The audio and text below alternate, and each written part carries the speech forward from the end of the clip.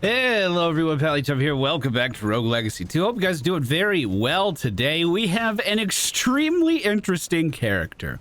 We are a boxer wearing the Obsidian set, by the way. Crafted that last episode. It's giving us a massive increase to our overall character health. However, one of the quirks of Sir Mauricio the Eighth, wow, had a lot of you. He has vampirism. We take 150% more damage, but the damage we deal heals us. Well, that sounds fantastic until you read that we also have hypocoagulation. I didn't say that right. We regenerate our health, but when we take damage, we lose maximum health. This is going to be an extremely volatile character. Every time we take damage, we are one step closer to death's door, but we should be able to heal back up to full health extremely quickly if everything goes well. Last episode, we defeated the second of the prime estuaries. I was pretty tired and I went straight to sleep, but I did skip over the lore on accident. So we're going to be going back and making sure that we read this. I just saw this guy over here and I was like, we've already talked to him. We've done that before, but this is brand new. Slowly lifted into position by massive cranes and pulleys, the Armada's flagship vessel, the Preserver of Life, floats precariously above a massive black pit. Atop the quarterdeck estuary, Mehuel, I didn't say that right, looks proudly upon his crew as they prepare the ship for its descent into the Stygian waters. Above the mast, white stone chains groan as they slowly begin to lower the ship. The noise is deafening, and the reverberations threaten to tear the ship in half. But Mehuel's crew remains stoic. He promised this ship would hold, and his words are their trust. Ooh, I hope I don't have to say too many more names. In the dock, the once pristine decks of the Preserver of Life are awash in the black and blood of monstrous void beasts. Their numbers seem endless, and more of them emerge from the Stygian waters.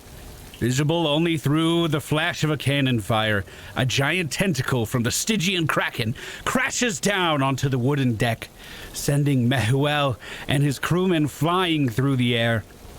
For a moment, he is weightless. Then he feels the icy sting of the Stygian waters. Deadly to the touch, the Stygian waters threaten to drag him under as every drop pulls on his soul. In the distance, First Mate Byrith barks orders at his men, and ropes are hurled into the waters in an effort to save those flung overboard. Struggling against the waves and flotsam, Mehuel grasps one of the ropes and then looks back at his flailing men. He knows these ropes won't help. The sailors are too far out and too weak from the touch of the Stygian waters to save themselves. One after another, the silhouettes of his men sink under the waves. With one last prayer spoken before taking a breath, Mehuel releases his ropes and dives into the brackened waters to save those that he can. The sun from the tower shines brightly upon the shipyard in the Krogluian plateau as the Preserver of Life is slowly dismantled. It has been many years since a void beast has emerged from the waters, and the materials within this ship are better used elsewhere. Under Nama's guidance, the ship's hull and nails will build new homes, and its sails new clothing. In the offices above, Estuary Mehuel accepts the offer to take ownership of the Nibiru deep mines. Though hardly a glamorous position, it was the only way to keep his crew together. After his proposal is approved, he offers his crew the choice to stay above and continue their lives in the sun, but none of them abandoned their captain. As the centuries pass, the Nibiru deep mines transform into its own bustling world. Separated from the other estuaries as an underground culture flourishes, a society built upon equality and respect. Wow. Shouting and commotion fill the tunnels. A small stream of Stygian water trickles down the passageways. Mehuel barely has time to think before the trickle becomes a torrent. He quickly guides his people towards the Atlantis Spire, a massive ventilation shaft that travels to the top of the mine. The other exits are flooded. There's no other way to escape. The vent is narrow and dark as night, but his people have no recourse but to scale its walls. Those that lose their strength fall into the rising waters. Mehuel carries as many exhausted men as he can on his back, but not everyone can be saved. After climbing for an eternity, he finally breaches the surface. Half a dozen people cling upon his back, and he barely manages to pull himself up before giving in to exhaustion. A storm rages on the surface, obscuring his vision. The wind breaks just long enough to see that Nibiru Deep is no more. The water has risen to such a level that the land surrounding the mine is now completely flooded. Only the very tip of the Atlantis vent is still visible. With little strength remaining and no concern for what's to come, Mehuel produces a knife. Take from me a piece of my flesh, become my child, and survive the night. The memory is split and largely incoherent. 1,000 different images and emotions assault your mind. You see people swimming across the Stygian waters towards a glowing light of the sun tower. You see the relief in their eyes for having made the journey, but feel an undercurrent of fear. Becoming an estuary of an estuary is sacrilege, and there will be repercussions. An unspoken pact of silence is the common thread uniting 100 different voices, spread across 100 different lives. The memories are a jumble as their hosts wander aimlessly, but eventually they all coalesce upon Axis Mundi. The children of Mehuel are together once more, hiding in the shadowed recesses of buildings populating the bridge. The unnerving silence is broken by the sound of a single horn. It's a low groan that emanates from the citadel Agaratha. I cannot say any of the names in this game. With a single nod, the children of Mehuel gather their weapons. They emerge from the shadows and begin their assault on the citadel. Wow. That was a lot to take in.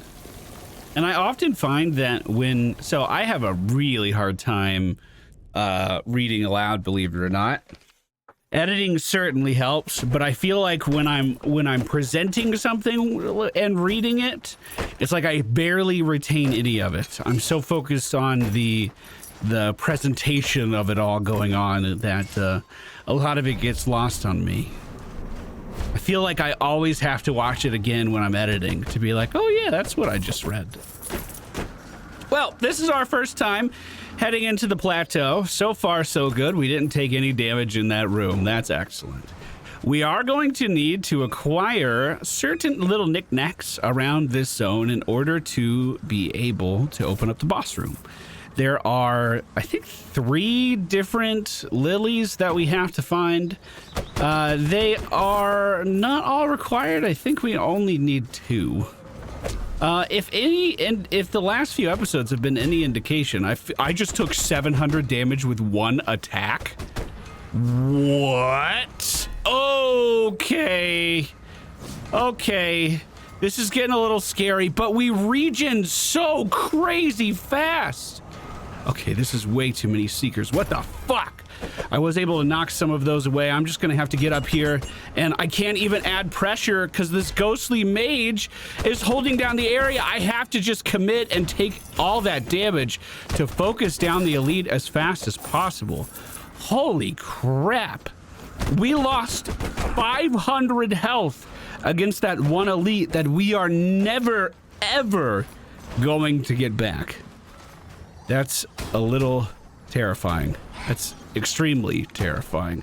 Oh, and what happens if I take trap damage? If I fall into the water here, that's gonna be more health that I'll never get back. Okay, this little guy has Seekers. If we can get behind him, we might be able to burst him down before those Seekers come into play. Same thing here. Wait for the attack and then move in for the strike behind. We're doing A-OK.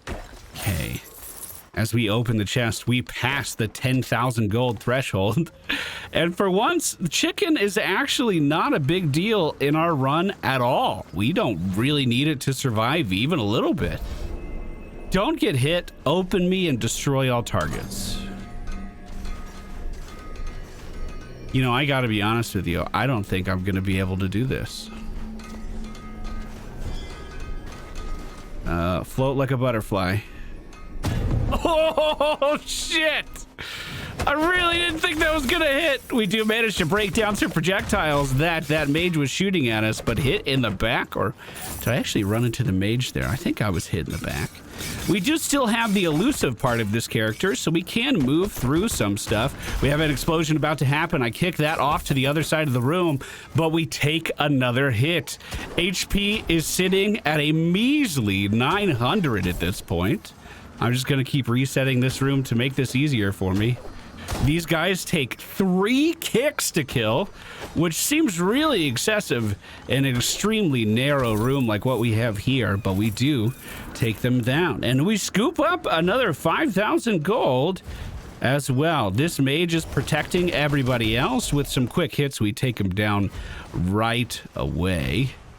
We are going to have some Seekers coming through the wall. Let's just uppercut this. No reason to be complicated here. Perfect. There we go. Nice, easy hits. Small hop over this. This guy's just out of range, unfortunately, and his spells keep pushing through the wall here. There is an offshoot room on the left. Let's check it out. Didn't mean to dive forward, but I don't think it'll cost me too much. If we just get away from these spells, we should be totally fine. And a chest on the other side of the room brings us up to 18,000. Little worried that I'm not seeing any relic rooms just yet. Wow, that's a lot, boys. Slow it down over there, okay? Oh, God. Good damage. Hit him into the spikes. That was a triple kill. I left the money on accident like an idiot. Fuck. This mage still mad at us, but we do manage to take him down, and we didn't lose any health in that room. Wow. Okay, so a couple chests in front of the boss room and the knowledge of where the boss room is. These are both 2 very valuable things. 21,000 gold acquired. I think the best course of action right now is going to be to teleport back to the starting room and then just retrace our steps. I'm going to have to go through a lot fewer rooms doing this. In fact, we can head down from here right away. Get behind the plant, and the plant can't hurt us. Beautiful. We have traps underneath us. I think if I'm quick, that wasn't worth it. I thought I could outpace the arrows. That was not the case. Back to full health, though. I gotta say, when I take the damage, it seems pretty fine.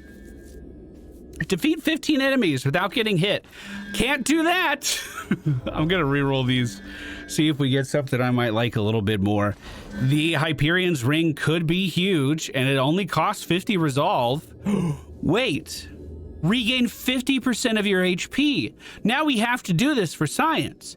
Is it 50% of my starting HP, or is it 50% of my current HP? Those 2 things are very different. By the time my health gets low, I guess I might die from any hit less than 700, actually.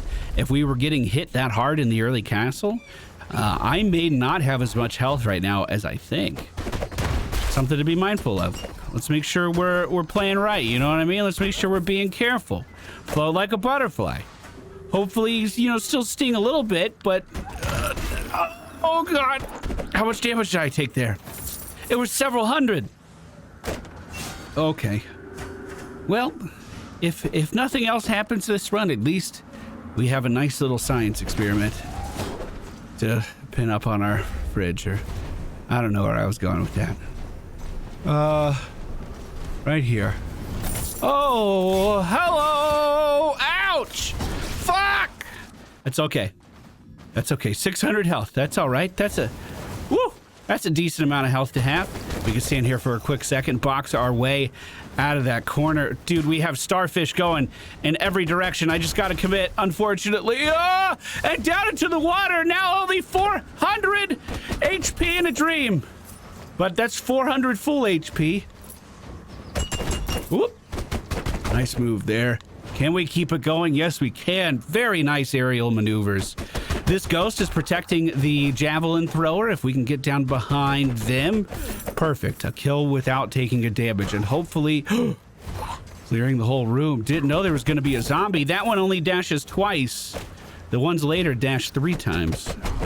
Nice, and just under those projectiles. I'm just going to punch every time I go into the snow. I'm like pretty sure if I hit a shield, it derails and goes in another direction, right? I'm pretty sure. This should be a relic room. Indeed it is. Only 5 resolve needed, which is pretty nice. That's pretty lenient. We can go down from here. If I stay here, I'm chilling. This little bat coming through the floor. One more. Ah! Okay, science experiment time. Wow, he came up there fast. Death defied. One time only. Oh, yep. Yep, health is really low. So I die again on the next hit. Let's keep that in mind. If I can find another rose, I'm gonna be a hero. If I take another hit, I'm a dead man. We have to be super careful. I can box through this wall. I think that's fine. I do send them the other direction. Oh, fuck! That's okay. What an interesting character. Never had that combination of traits before and still walked out of the castle with 27,000 gold. That was our first time stepping into that arena, so I don't feel too bad about getting beat up a little bit. Very big barbarian here. Also, this could be one of the strongest characters we have played just because of how tanky this class is normally. We are going to go with the Dragon Lancer. Sir Pepperoni, a name of legend. I remember that being echoed in the comments. Looking at 1,200 health for this guy. We might be able to pump that up a little bit, my dude. We can pick up quite a few health upgrades here. I think armor upgrades would probably be better, but those are also a lot more expensive. Sure, let's max this one out because having maxed out things feels good. That's where I'm at with that. Being able to look at our talent tree and be like, yeah, that's done. That feels good. We only have 9,000 more. Sure, throw it into health. We're looking at 1,300 health. Dragon Lancer heading into the castle tomorrow at 9 a.m. Hope to see you guys again then. I'm gonna get a few of these ready so we don't miss any more days here for a while. That sounds like a plan. Take care. See you guys later. Goodbye.